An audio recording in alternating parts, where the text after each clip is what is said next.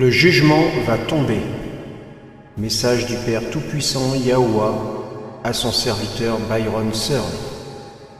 6 novembre 2020. Isaïe chapitre 59, versets 1 à 4. Non, la main de l'Éternel n'est pas trop courte pour sauver, ni son oreille trop dure pour entendre.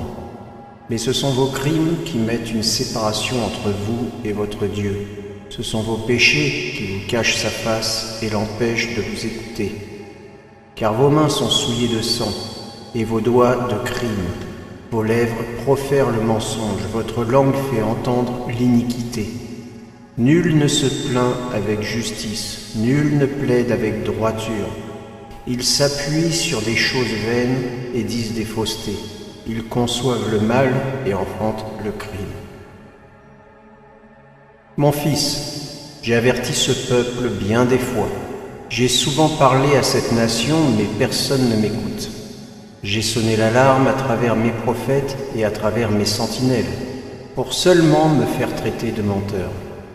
J'ai été raillé et méprisé, et suis devenu une chose secondaire pour mes enfants. Il n'y a pas eu de repentance, il n'y a pas eu d'humiliation du cœur. Ainsi dit le Seigneur. Le sang sur vos mains est devenu une puanteur à mes narines.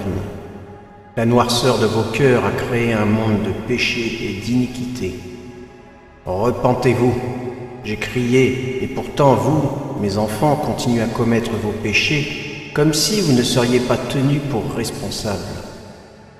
Mon fils, dis à ce peuple que la captivité est sur le pas de sa porte, et que beaucoup vont périr. La guerre, sur cette terre imbibée de sang, sera telle qu'on ne l'a jamais vue auparavant. Les hommes tueront pour le plaisir, car j'ai maintenant levé ma main de cette nation.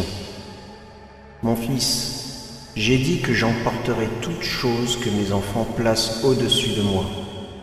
Maintenant préparez-vous à l'obscurité, car aussi noir que le sont vos cœurs, j'enverrai sur vous du noir plus que noir. Vous vous êtes moqué de moi pour la dernière fois. Maintenant, vous saurez que je suis et le Seigneur, et non pas un homme. Mes enfants d'Amérique, vous n'êtes pas spéciaux. Vous n'êtes pas au-dessus de la correction. Vous n'êtes pas au-dessus de la destruction. À ceux qui disent « Mais Dieu ne nous ferait pas cela. Nous prions et vivons des vies saintes comparées à ceux qui vivent dans le monde. » Ainsi dit le Seigneur, Créateur de toutes choses. Je suis saint. Vous êtes défaits. Vous adorez qui vous voulez, ce que vous voulez, mais pas moi. Vous prétendez que votre roi va sauver cette nation. Je dis, je mettrai un roi qui fait ma volonté, et l'Amérique tombera très rapidement. Mon fils, avertis ceux qui entendront. Préparez vos cœurs. Bientôt les villes seront réduites en ruines et resteront un amas de décombres brûlants pour toujours. Les guerres arriveront soudainement et par surprise, prenant beaucoup de vie, et le sang remplira les rues. Mes enfants, vous buvez la coupe quand vous vous réunissez, mais savez-vous ce qu'est cela? Vous buvez à ma grâce expiatoire, mais vous êtes remplis de péchés. La coupe que vous buvez maintenant sera amère et pleine des péchés de cette nation dont vous n'avez rien fait pour les arrêter. Mes jugements seront rapides et plus personne ne se moquera. Vous ne serez pas perdus, mais vous apprendrez à marcher avec une grande foi, comme ceux qui vous ont précédés. Ne pensez pas que je ne vous aime pas, car vous ne pouvez pas mesurer mon amour. Je vous ai tout donné, mes enfants.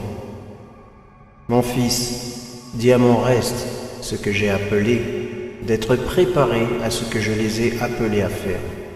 Mon reste sait qui ils sont et connaissent les missions que je leur ai données.